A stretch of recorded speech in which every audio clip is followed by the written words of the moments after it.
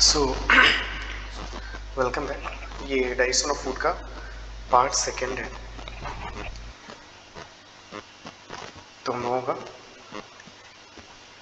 Actually bile तक हो गया था। तो हम लोगों का जो नेक्स्ट पैरा था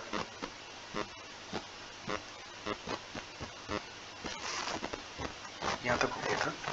नेक्स्ट पैरा था यहाँ से। तो ये कह रहा है कि the intestinal mucosal epithelium has goblet cells which secretes mucus. अब ये हमारा जो इंटेस्टाइन है उसकी जो म्यूकोसा है, ठीक है, उसकी लाइनिंग है जो एपिथेलियम है। यहाँ पर ये जो गॉबलेट सेल्स होती है ये पूरे में तो नहीं होती है लेकिन जगह जगह एम्बेडेड होती है, ठीक है। ये जो गॉबलेट सेल्स होती हैं एक्चुअली ये म्यूकस सिक्रेट करती हैं। और म्यूकस का हमने आपको हमेशा काम बताया है कि जो म्यूकस है उसका केवल और केवल लुब्रिकेशन का काम होता है।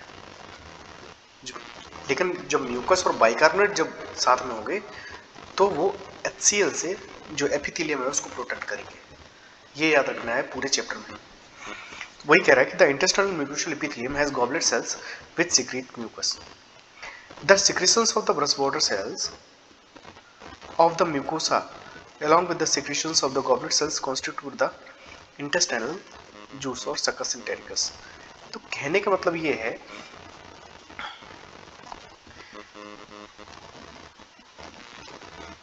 कि जो सकस एंटेरिकस है उसको हम लिख सकते हैं कि mucus plus secretion of mucus, और जो ये तो म्यूकस तो गॉबलेट सेल्स होती हैं जो सिक्रेट करती हैं, plus secretions of brush border sales.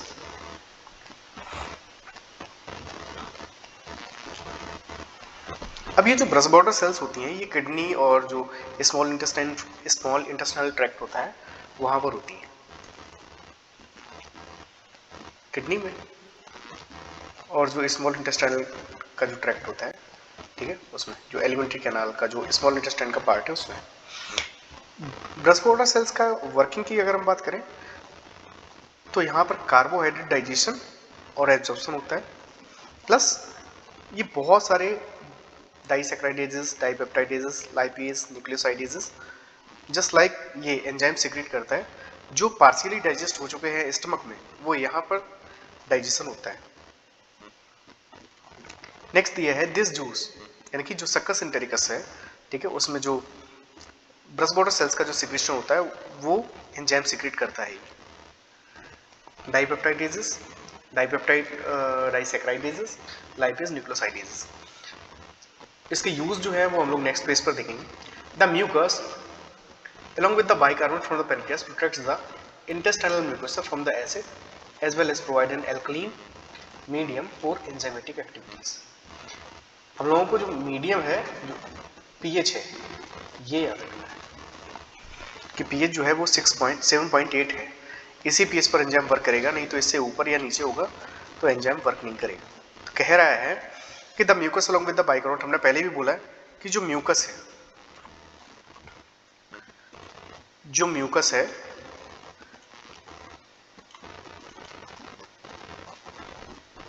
हमेशा याद रखना कि म्यूकस और बाइकार्बोनेट जो है, बाइकार्बोनेट तो मोस्टली लोग जानते हैं कि जो मोस्टली जो नीट की जो प्रिपरेशन होती है वो जानते हैं कि जो SCO3 माइनस आयन होता है वो एक्चुअली बेस को रिप्रेजेंट करता है। तो उसमें लिखा है कि mucus along with bicarbonate from the pancreas protects the intestinal mucosa. जो इंटेस्टाइन की जो म्यूकस लेयर होती है, ठीक है, यानी कि जब से इनर मोस्ट लेयर जो होती है उसको HCl से बचाती है, यानी कि एसिड से बचाती है। तो हम लोगों ने हमेशा पढ़ा है कि जैसे HCl है, एसिड है, और उसके साथ अगर कोई भी बाइकार्बोनेट या बेस जुड़ेगा तो क्या बनता है, सॉल्ट, जो हमेशा कैसा होता है, pH जो होता है वो लगभग 7 होता है प्लस वाटर। तो मेरा कहने का मतलब ये है, तभी कह रहा है कि mucus along with bicarbonate from the pancreas protects the intestinal mucosa from acid as well as provide an alkaline medium for enzymatic activities। कहने का मतलब ये है कि जो enzymes brush border cell secrete कर रही है, डाइसैकराइडेजेस, पेप्टाइडेजेस, लाइपेज, न्यूक्लियोसाइडेजेस, ये एंजाइम जो है वो pH 7.8 पर ही वर्क करेंगे, pH 7.8 पर ही वर्क करेंगे इसके एंजाइम्स, ये याद रखना, ठीक है। नेक्स्ट वन दिया है, कह रहा है कि the submucosal gland are also help in this. एक चीज यहां समझने की ये जरूरत है कि जो एक्चुअली सबम्यूकोसल ग्लैंड हमसे कह रहा है, ये जो ब्रुनर्स ग्लैंड है उसमें ये कह रहा है कि जो ब्रुनर्स ग्लैंड है वो भी हेल्प करती है। तो एक्चुअली जो ब्रुनर्स ग्लैंड्स हैं वो एक एंजाइम सिक्रेट करती है, एक सिक्रेशन होता है म्यूसिन, और जो म्यूसिन होता है ये एल्कलीन होता है, तो ये भी HCl को न्यूट्रलाइज करने के काम में आता है। फिर एक बार हम लोग इसमें देख लें फर्स्ट से कि द इंटेस्टाइन जो गॉबलेट सेल्स होती हैं, इंटेस्टाइन में जो गॉबलेट सेल्स होती हैं, म्यूकस में जो म्यूकोसा अंदर की जो लेयर होती है वहां पर जो गॉबलेट सेल्स होती हैं वो सिक्रेट करती हैं म्यूकस। ये जो गॉबलेट सेल्स हैं ये सिक्रेट करेंगी म्यूकस। उसके बाद जो ब्रेस्ट वाटर सेल्स होती हैं और गॉबलेट सेल्स का जो सिक्रेशन होता है उन दोनों को मिला के बोलते हैं सकस एंटेरिकस, ये ठीक है। यानी कि म्यूकस और ब्रेस्ट वाटर सेल्स के जो एंजाइम्स होते हैं उनको बोलते हैं सबको मिला के सकस एंटेरिकस। ब्रेस्ट वाटर सेल्स को जो एंजाइम्स होते हैं वो pH 7.8 पर वर्क करते हैं, pH 7.8 पर वर्क करेंगे। नेक्स्ट अगर हम एंजाइम्स की बात करें तो डाइसैकेराइडेजेस, पेप्टाइडेजेस, लाइपेजेस, न्यूक्लियोसाइडेजेस वगैरह सिक्रेट करते हैं। नेक्स्ट अगर हम बात करें तो म्यूकस और बाइकार्बोनेट मिलके जो हमारी जो इंटेस्टाइनल म्यूकोसा होता है उसको एसिड से बचाती है, प्लस उसको एल्कलीन मीडियम भी प्रोवाइड कराती है, और जिसका जो pH होता है वो 7.8 होता है, जहाँ एंजाइम अच्छे से वर्क करते हैं। नेक्स्ट जो सबम्यूकोसल ग्लैंड है यानी कि जो ब्रुनर्स ग्लैंड है वो भी एक म्यूसिन नाम का सिक्रेशन सिक्रेट करती है जो एल्कलीन होता है, जो HCl से बचाता है, जो म्यूकस की जो लाइनिंग होती है उसको, ठीक है। नेक्स्ट अगर हम बात करें तो the proteins, proteoses and peptones partially hydrolysed proteins. देखो पार्शियली हाइड्रोलाइज्ड ये वर्ड इसलिए आया है, हम लोगों ने देखा था कि जो हमारा स्टमक था वहां पर जो पेप्टिक और चीफ सेल्स थी वो पेप्सिनोजन सीक्रेट कर रही थी, और जो पेप्सिनोजन था वो इनएक्टिव था, फिर वो एसिड के प्रेजेंस में पेप्सिन में कन्वर्ट हुआ एक्टिव। तो जो पेप्सिन था वो प्रोटीन्स को डाइजेस्ट कर रहा था। जो पेप्सिन था यहां हम लोगों ने देखा था pepsin converts proteins into proteoses and peptones, लेकिन यहां पर जो पेप्टाइड्स में कन्वर्ट कर रहा था। कहने का मतलब ये है कि वहां पर जो डाइजेशन था वो पार्शियली हो रहा था, यानी कि स्टमक में प्रोटीन्स का कंप्लीट डाइजेशन नहीं था। कंप्लीट डाइजेशन किसी भी चीज का जो कंप्लीट डाइजेशन होता है वो तो स्मॉल इंटेस्टाइन में ही होता है आपके, तो वहां पर जो थोड़ा बहुत डाइजेशन हो गया प्रोटीन का डाइपेप्टाइड्स में, उसके बाद फिर यहाँ क्या होगा, यहाँ लिखा है proteins, proteoses and peptones partially hydrolysed proteins, क्योंकि वहां पर पूरा डाइजेशन नहीं हुआ था स्टमक में, अब यहाँ पर डाइजेशन होगा। In the chyme reaching the intestine are acted upon by the proteolytic enzymes of pancreatic juice. तो पैनक्रियाटिक जूस में हम लोगों ने एंजाइम्स देखे थे, ट्रिप्सिनोजन, उसके बाद काइमोट्रिप्सिनोजन, प्रोकार्बोक्सी पेप्टाइडेज। ये वो एंजाइम्स होते थे, ये वो एंजाइम्स थे, ये वो एंजाइम्स हैं जो हम प्रोटीन्स को डाइजेस्ट करेंगे। तो प्रोटीन्स को अब डाइजेस्ट करेंगे तो उसमें एक चीज है हमेशा ये याद रखना कि एक्चुअली जो डाइपेप्टाइड्स है, जो सभी के सभी जो प्रोटीन्स हैं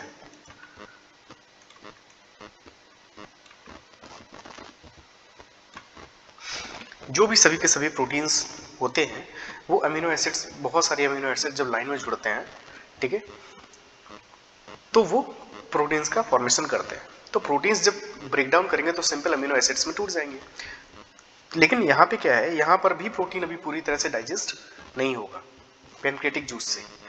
जो सकस एंटेरिकस होता है उसके जो एंजाइम्स होते हैं वो कंप्लीटली डाइजेस्ट करेंगे, वो हम लोग नीचे भी यहाँ पढ़ेंगे, ठीक है। तो यहाँ पर भी अभी पूरी तरह से डाइजेस्ट नहीं हो रहा है, तो यहाँ पर क्या हो रहा है, कितना जो वहां पर थोड़ा बहुत डाइजेस्ट हुआ, वो जो काइम था, जो स्टमक में थोड़ा बहुत प्रोटीन का डाइजेशन हो गया, अब प्रोटीन्स जो था वो पेप्टोन्स और प्रोट्यूजेस में बदला, अब वही चीज जो यहाँ पे आ गई, तब यहाँ पर ट्रिप्सिन, काइमोट्रिप्सिन और प्रोकार्बोक्सी पेप्टाइडेज जो एंजाइम्स है वो यहाँ वर्क करेंगे और उसको डाइपेप्टाइड्स में बदल देंगे।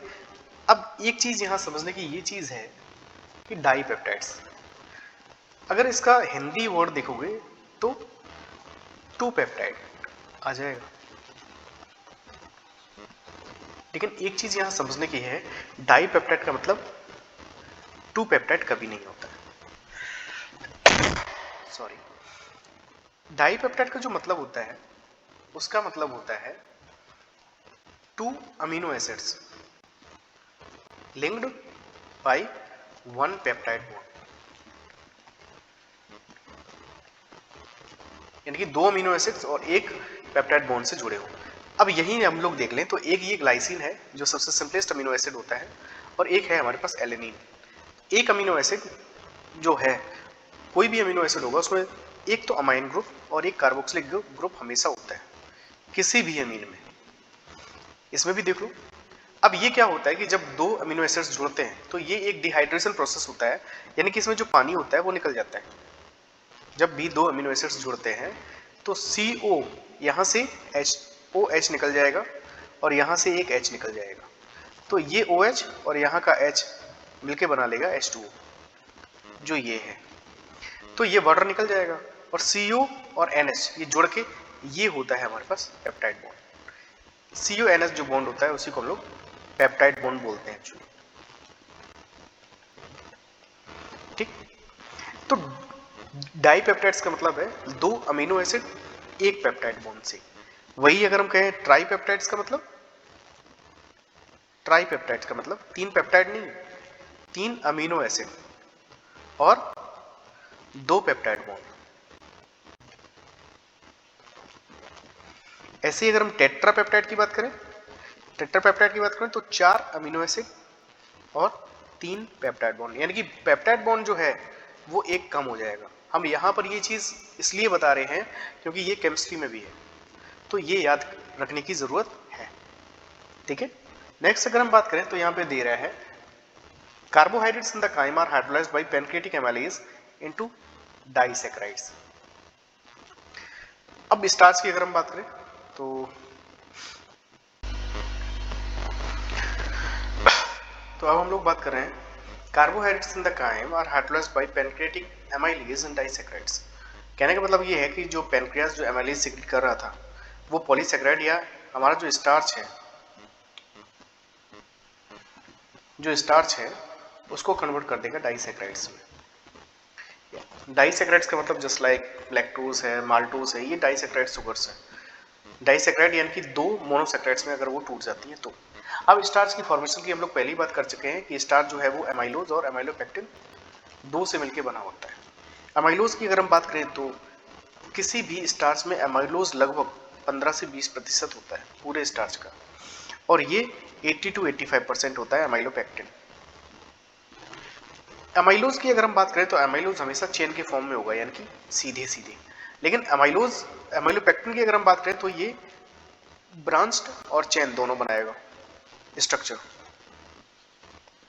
चेन और ब्रांच दोनों स्ट्रक्चर बनाएगा। ठीक है, ये लगभग 80 to 85% होता है। तो ये जो कार्बोहाइड्रेट होता है जो पैनक्रियाटिक एमाइलेज है वो पूरे स्टार्च को, और ये लगभग 200 से 1000 के लगभग जुड़े हुए होते हैं लाइन से। ठीक है, तो इसका तो हम लोग अंदाजा लगा ही सकते हैं कि ये अगर 200 से 1000 है एमाइलोज तो एमाइलोपेक्टिन कितने ज़्यादा होगा, क्योंकि ये तो केवल 15 से 20% ही है, ये तो 80 to 85% रहेगा ये एमाइलोपेक्टिन। तो स्टार्च जो होता है वो काफ़ी सारे जो ग्लूकोज मॉलिक्यूल्स होते हैं उनसे जुड़ के बना हुआ होता है। तो यहाँ पर क्या होगा, अब यही देख लो कि जो पॉलीसैकेराइड है स्टार्च उसको डाइसैकेराइड में कन्वर्ट कर रहा है, डाइसैकेराइड भी अभी टूटेगा आगे जाके, तो यहाँ भी स्टार्च का जो कंप्लीट डाइजेशन होना चाहिए वो नहीं हो रहा है, कंप्लीट डाइजेशन नहीं है। कंप्लीट डाइजेशन कहाँ होगा, सकस इंटेरिकस से, सकस इंटेरिकस में जो एंजाइम सेक्रेट हो रहे हैं उससे कंप्लीट डाइजेशन होगा, तो यहाँ डाइसैकेराइड से फिर मोनोसैकेराइड बदल जाएगा। ठीक है, नेक्स्ट अगर हम देखें तो fats are broken down by lipase. हम लोगों ने वहाँ पे डिस्कस भी किया था कि लाइपेज जो होता है वो फैट्स का एमल्सिफिकेशन करता है और इमल्सिफाई करने के बाद वो छोटे छोटे ड्रॉपलेट्स में ब्रेक डाउन कर देता है, फिर वो एनर्जी हमारी जो बाद बाकी जो मैकेनिज्म होता है हम लोग उससे एनर्जी ले लेते हैं फैट से। तो फैट जो होता है वो लाइपेज एंजाइम के प्रेजेंस में डाइग्लिसराइड में कन्वर्ट होगा, फिर मोनोग्लिसराइड में कन्वर्ट होगा। मोनोग्लिसराइड भी अभी सिंपलेस्ट फॉर्म नहीं होता है, मोनोग्लिसराइड से फिर फैटी एसिड और ग्लिसरॉल टूटता है जो अगले स्टेप्स में है, सकस सिंटेरिकस से टूटेगा। तो ये जो भी चीज़ें बन रही हैं, डाइपेप्टाइड कहने का मतलब है हमारे पास डाइपेप्टाइड, डाइसैकेराइड और मोनोग्लिसराइड और न्यूक्लियोसाइड, ये चारों हमारे पास अभी सिंपलेस्ट फॉर्म नहीं है, यानी कि ये आगे भी ब्रेक डाउन करेगा। ठीक है, अब हम देखें nuclease. Nuclease in the penetrative juice acts on nucleic acid to form nucleotides and nucleosides. अब न्यूक्लियोसाइड्स और न्यूक्लियोटाइड्स की अगर हम बात करें तो कोई भी न्यूक्लियोसाइड और न्यूक्लियोटाइड में जो फर्क होता है वो होता है हमारा स्ट्रक्चर में।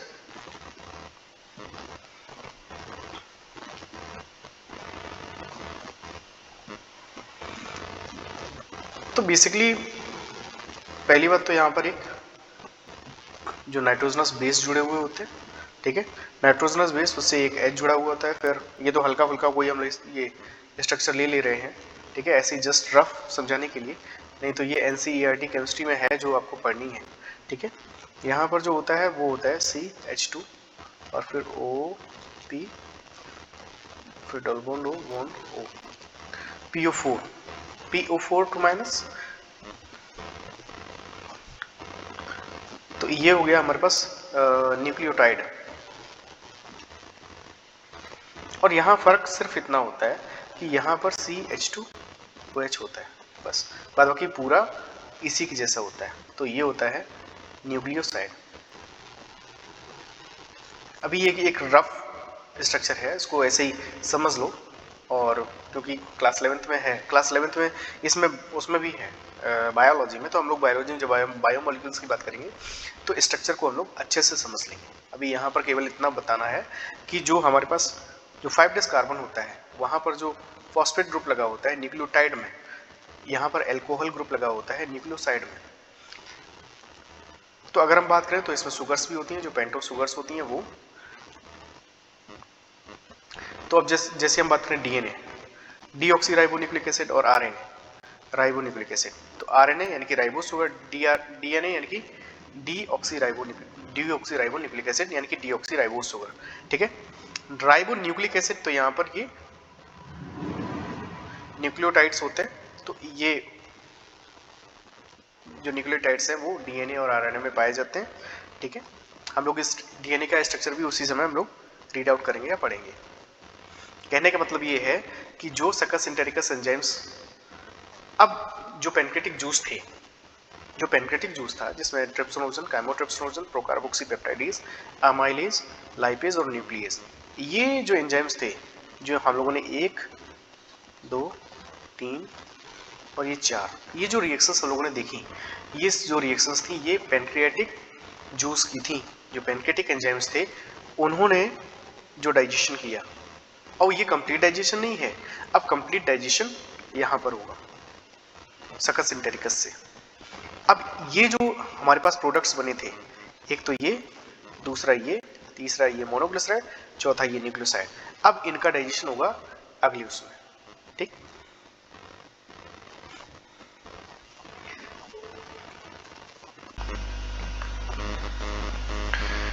तो नेक्स्ट हमसे कह रहा है the enzymes in the succus entericus act on the end products of the above reactions to form the respective simple absorbable form. कहने का मतलब ये है कि जो भी हमारे पास एंजाइम्स थे सकस सिंटेरिकस के, the first one is disaccharidases, second one is disaccharide में माल्टोज आ जाता है, लैक्टेज आ जाता है, second one is dipeptidases, the third one is lipases and the next one is nucleosidases. 4 तरीके के जो एंजाइम्स है, ये एंजाइम्स जो है ना वो एक्चुअली जो जो हमारे पास जो ब्रेस्ट बॉर्डर सेल्स होती हैं उसका सिक्रीशन होता है, क्योंकि गॉबलेट सेल्स तो अकेले म्यूकस सिक्रेट करती हैं प्लस बाइकार्बोनेट भी। तो कहने का मतलब ये है, अब वहां पर अब एंजाइम्स की अगर हम बात करें तो प्रोटीन्स से बना था डाइपेप्टाइडेजेस। अब जो डाइपेप्टाइड्स बना वो डाइपेप्टाइडेजेस जो एंजाइम्स होते हैं, ठीक है, ये सिंपलेस्ट होते हैं। ये डाइपेप्टाइड्स जो होते हैं वो अमीनो एसिड्स में टूट जाएंगे। कहने का मतलब मेरा ये है कि देखा जाए तो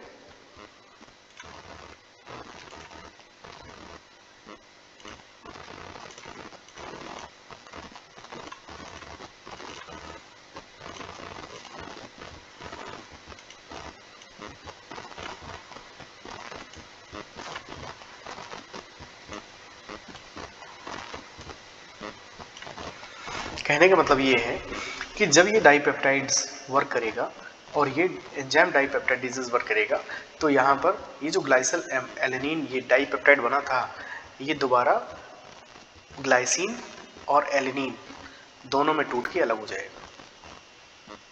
तो ये दो अमीनो एसिड्स अलग हो जाएंगे। तो यानी कि जो रिएक्शन थी वो कैसी होगी, रिवर्सिबल। जो प्रोडक्ट था वो रिएक्टेंट में बदल गया, यानी कि ये जो प्रोडक्ट था ये रिएक्टेंट में बदल गया और जो रिएक्टेंट्स थे वो प्रोडक्ट में बदल गए, यानी कि ये रिएक्शन इधर से इधर होने लगी। नेक्स्ट अगर हम बात करें माल्टोज की, तो जो माल्टोज होता है वो कन्वर्ट कर देता है, माल्टोज दो ग्लूकोज के फॉर्म में कन्वर्ट होता है। लैक्टोज की अगर हम बात करें तो लैक्टोज लैक्टेज के प्रेजेंस में ग्लूकोज और लैक्टोज में बदल जाता है। ये एक्चुअली है भी क्लास जो बायोमोलिक्यूल है class 12th chemistry second part और जो थर्ड लास्ट चैप्टर है उसमें। तो स्ट्रक्चर्स हमने यहाँ पे एक दो चीज़ों के स्ट्रक्चर ले रहे हैं। जस्ट लाइक गैलेक्टोज की अगर हम बात करें तो जो गैलेक्टोज है वो बीटा गैलेक्टोज और बीटा ग्लूकोज जब जुड़ते हैं तब, और ये भी एक डिहाइड्रेशन प्रोसेस होती है क्योंकि यहाँ से एक H2O निकलता है, ठीक है। तो H2O जो निकलता है वो जहाँ जिस भी रिएक्शन में H2O निकलता है वो एक डिहाइड्रेशन रिएक्शंस होती हैं, तो ये जुड़ जाते हैं तो एक लैक्टोज बन जाता है। यानी कि ये एक मोनोसैकेराइड और ये एक मोनोसैकेराइड और दो मोनोसैकेराइड जुड़ के बना क्या, लैक्टोज। तो लैक्टोज क्या हो गया हमारे पास, एक डाइसैकेराइड।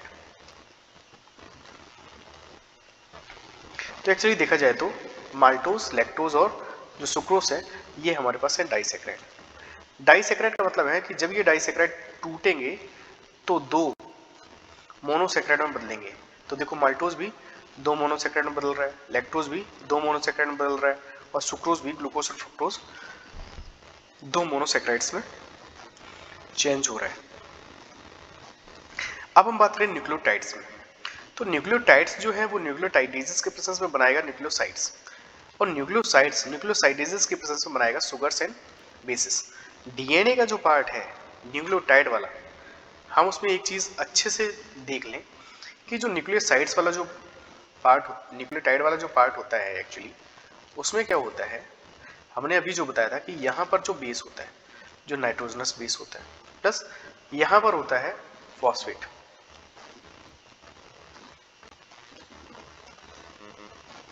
ये डबल बॉन्ड O होता है यहाँ पे और यहाँ पर होता है O, ठीक।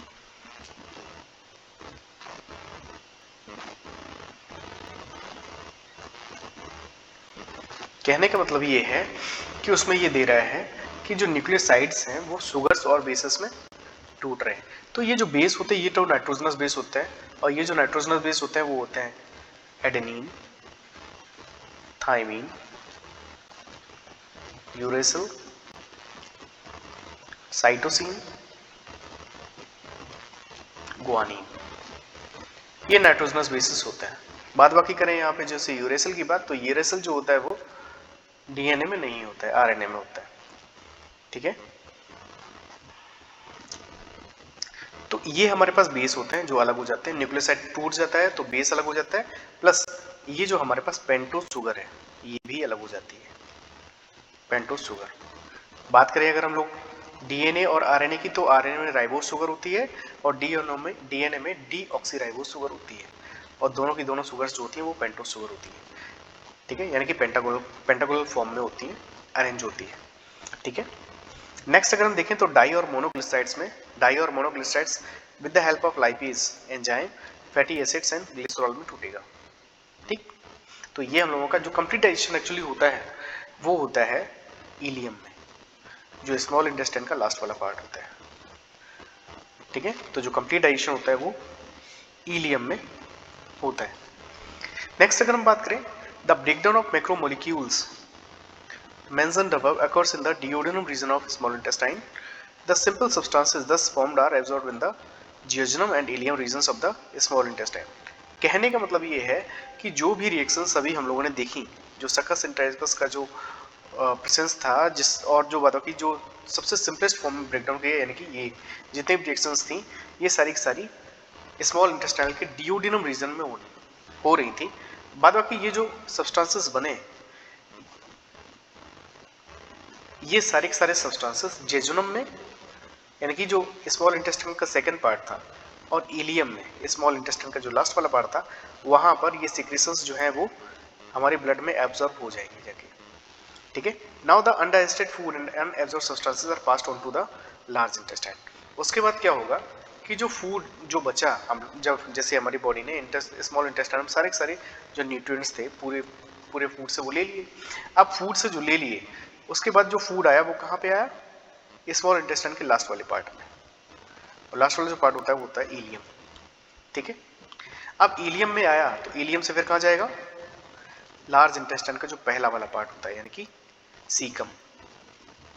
ठीक।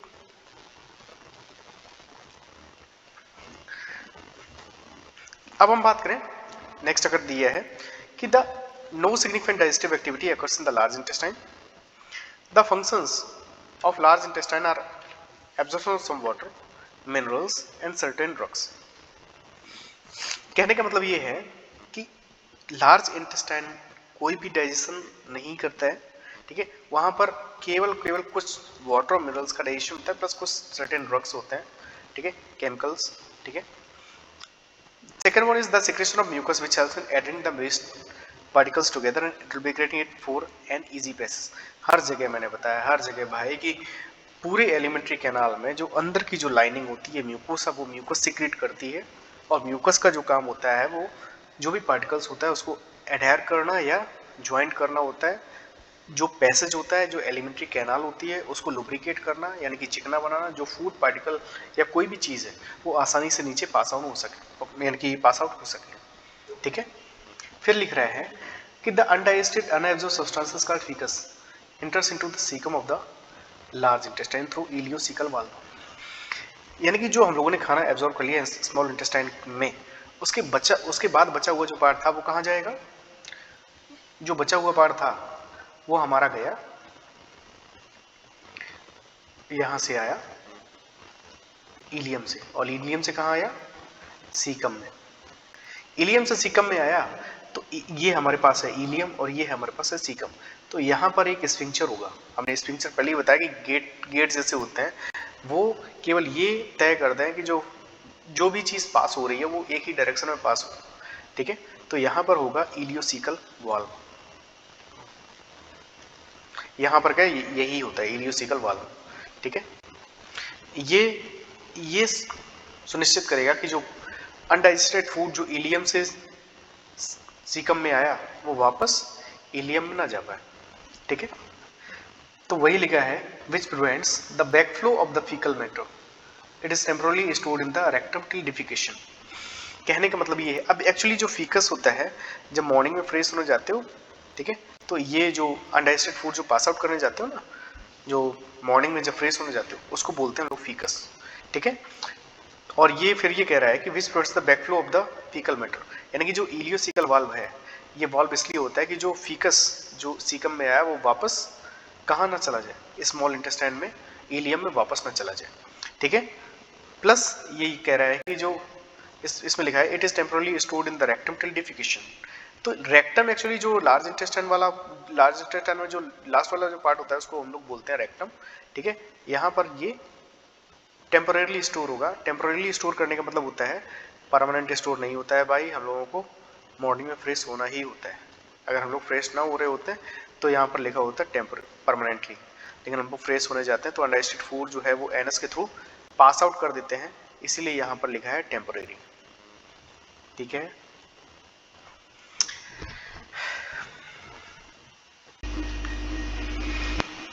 अब हमसे कह रहा है नेक्स्ट पैरा, जो अगर हम बात करें, the activities of gastrointestinal tract are under neural and hormonal control for proper coordination of different part. Hormonal हम लोग जान चुके हैं। न्यूरल की अगर हम बात करें तो पूरा जो जीआई ट्रैक्ट होता है या गैस्ट्रोइंटेस्टाइनल ट्रैक्ट होता है, जो एलिमेंट्री कैनाल होता है, वहां पर हमारा जो न्यूरल सिस्टम वर्क करता है, वहां पर एक्सट्रिंसिक और इंट्रिंसिक नर्व्स होती हैं।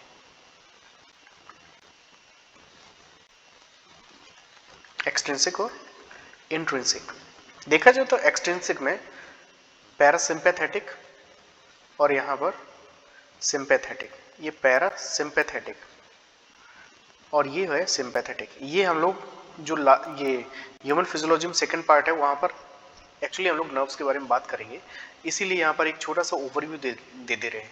तो गैस्ट्रोइंटेस्टाइनल ट्रैक्ट यानी कि एलिमेंट्री कैनाल जो होती है, वहां पर एक्सट्रिंसिक और इंट्रिंसिक नर्व्स होती हैं। एक्सट्रिंसिक जो नर्व्स होती हैं वहां पर पैरासिम्पैथेटिक और सिंपैथेटिक न्यूरल सिस्टम होता है। अब अगर हम बात करें तो इसमें फिर मीसनर्स प्लेक्सस भी आ जाता है, जो हमारे सिलेबस की बात एक्चुअली है नहीं।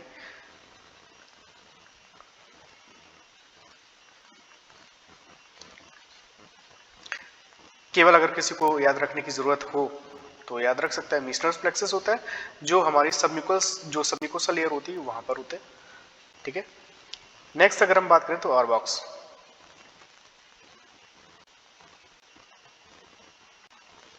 प्लेक्सस होता है जो एक्चुअली हमारे मस्कुलरस लेयर में होता है। ये जो हमारा न्यूरल नेटवर्क बनाती है, ये जो हमारी न्यूरल नेटवर्क बनाती है, ये सारा का सारा ये हमारी जो फिजियोलॉजी होता है एलिमेंट्री कैनाल का, उसको कंट्रोल करती है। उस जो हमारी एलिमेंट्री कैनाल है उसका जो वर्किंग है उसको कंट्रोल करती है। यही दे रहा है, इसीलिए the activities of the gastrointestinal tract are under neural and hormonal control for proper coordination of different parts. अब हार्मोन्स की अगर हम बात करें तो पेनक्रियाज में एंडोक्राइन जो ग्लैंड्स थी, पेनक्रियाट में दो तरीके की थी, एक एक्सोक्राइन और एक एंडोक्राइन, मिक्स्ड ग्लैंड है ना। तो एंडोक्राइन में हार्मोन्स की अगर हम बात करें तो वहां पर क्या था, इंसुलिन और ग्लूकागोन। स्टमक की अगर हम बात करें वहां पर एक हार्मोन था गैस्ट्रिन, ठीक है। उसके बाद सोमेटोस्टेटिन। तो ये कहने का मतलब ये है कि हार्मोन्स हम लोग बात कर चुके हैं। अब ये हम लोगों का न्यूरल सिस्टम था जो वर्क कर रहा था, ये हम लोग एक्चुअली उसमें भी पढ़ेंगे, ठीक है। नेक्स्ट दिया है द साइट, स्मेल एंड और the presence of food in the oral cavity can stimulate the secretion of saliva.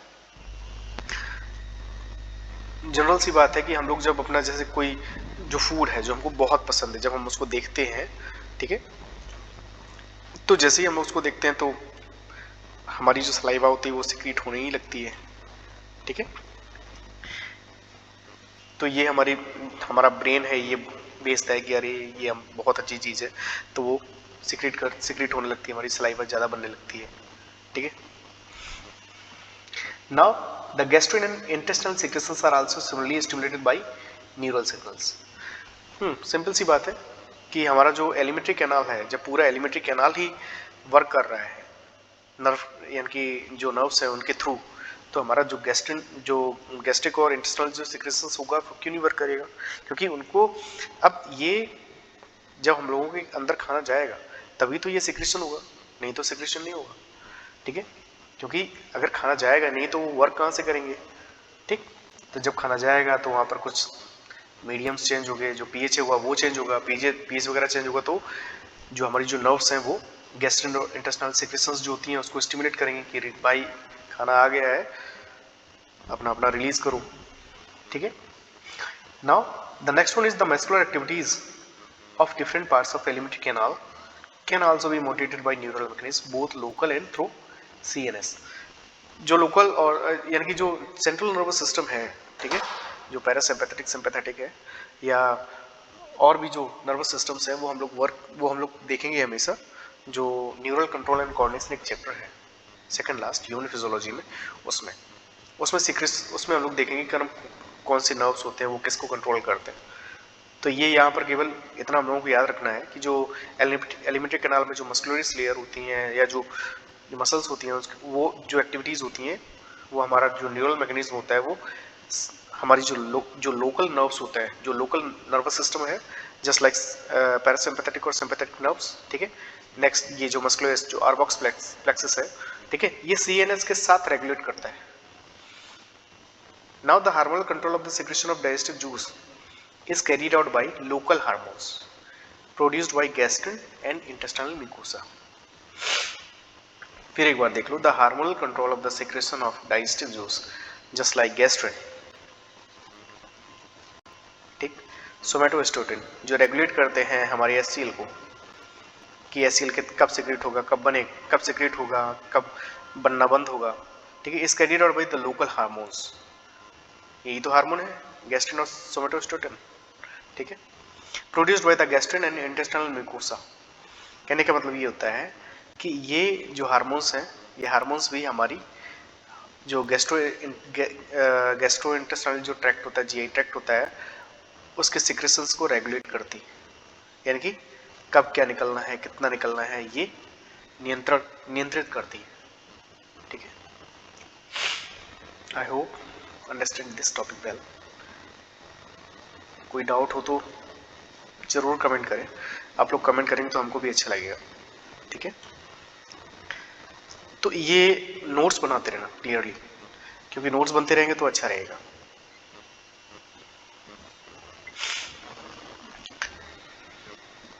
जो रफ कर देते हैं वो भी लिखते लिखते रहा करो, क्योंकि लिखते रहोगे तो ज़्यादा अच्छा रहेगा, नोट्स बनाते रहोगे, ठीक है। ये भले ही मैं रफ कर दे रहा हूँ, लेकिन लिखते रहना पॉज करके। नेक्स्ट अगर हम बात करें कैलोरीफिक वैल्यू, इसमें ज़्यादा टाइम नहीं लेंगे, क्योंकि अब बात करें अगर हम कैलोरीफिक वैल्यू की, तो कैलोरीफिक वैल्यू वो वैल्यू होती है जो प्रोटीन, कार्बोहाइड्रेट या फैट हमको जो एनर्जी प्रोवाइड कराते हैं, ठीक है, कितने ग्राम प्रोटीन में कितने किलो कैलोरी एनर्जी मिलती है। ये सब जो फूड आइटम्स होते हैं उनके पैकेजिंग पर बाकायदा नोट डाउन होता है, लिखा हुआ होता है कि आपको कितना एनर्जी, कितना प्रोटीन मिल रहा है, इस इतने प्रोटीन से कितना किलो कैलोरी एनर्जी मिल रहा है। अगर नहीं देख सकते हो और अगर कोई फूड रैपर लेके आते हो और तो कमेंट करके लिखो ज़रूर कि कौन सा फूड रैपर तुम लेके आए हो, क्या फूड तुमने लिया है, और किससे कितना तुमको किलो कैलोरी एनर्जी मिल रहा है, ये कमेंट जरूर करना। नेक्स्ट अगर हम देखें तो एक्चुअली जो कैलोरीफिक वैल्यू होता है उसका जो पहले मतलब था कि जो 1 ग्राम वाटर था, कहने का मतलब 1 ग्राम जो वाटर था उसको 1 डिग्री सेल्सियस पर 1 डिग्री सेल्सियस तक गर्म करने में जितनी एनर्जी रिलीज हुई वही होती थी कैलोरीफिक वैल्यू। लेकिन ये जो एनर्जी थी वो बहुत कम थी, ठीक है। तो बाद में जो फिजियोलॉजिस्ट थे उन्होंने क्या किया, वो फिर किलो कैलोरी में नापने लगे, ठीक है। किलो कैलोरी का मतलब होता है पहले 1 ग्राम पानी था, अब यहाँ पर 1 किलोग्राम पानी ले लिया। 1 किलोग्राम पानी को 1 डिग्री सेल्सियस पर गर्म करने में जितनी एनर्जी लगी, ठीक है, वो हो गया 1 किलो कैलोरी, ठीक। अब हम बात करें यहाँ पर जो सबसे इंपॉर्टेंट है वो होती है ग्रॉस कैलोरीफिक और ग्रॉस एनर्जी वैल्यू। कहने का मतलब ये है कि ग्रॉस जो कैलोरीफिक वैल्यू है उसमें ये था कि हमने सपोज 1 ग्राम फूड लिया, ठीक है, उसका अगर कंप्लीट कंबसन हुआ,